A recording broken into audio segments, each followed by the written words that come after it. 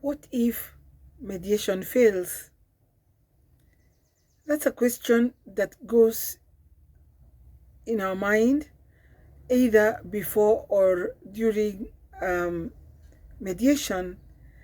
And truth be told, when we are involved in a conflict, things can be so overwhelming that sometimes we lose focus, and we don't know where to put the emphasis.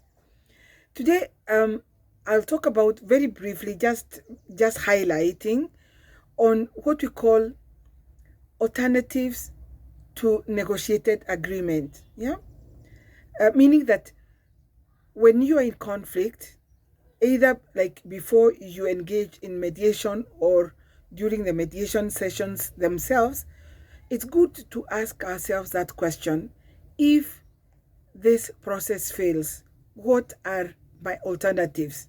It's like saying, if a person offers me a hand of reconciliation or to negotiate an issue or to see the possibility of coming to an agreement of sorts when in conflict or in dispute, it's good to consider, what are my alternatives if I say no? If I say no to that, what are my alternatives? In mediation, they've come to use the word, the abbreviations, what we call BATNA.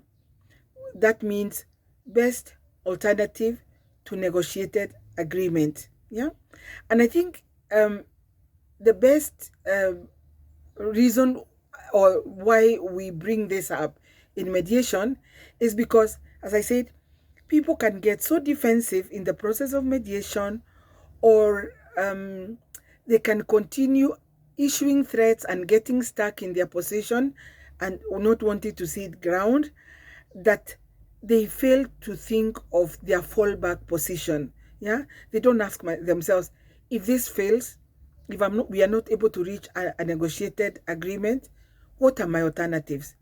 What's my best alternative?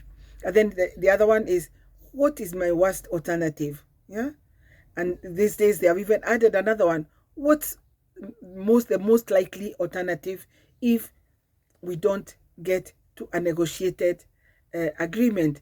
So that in fact, as they say, we don't issue threats and ultimatums and bluffs in the process of mediation, or the possibility in the face of a possible mediation, because we have not considered our fallback position, and we may end up being worse for it if we keep on being defensive, issuing threats, and that's why they say, can you consider the ideas that your opponent, in quotes as it were, is offering? Yeah, remove those assumptions that all is going to be well whether you negotiate it or not. Yeah, think of it in terms of, I don't know, is it going to cost me more?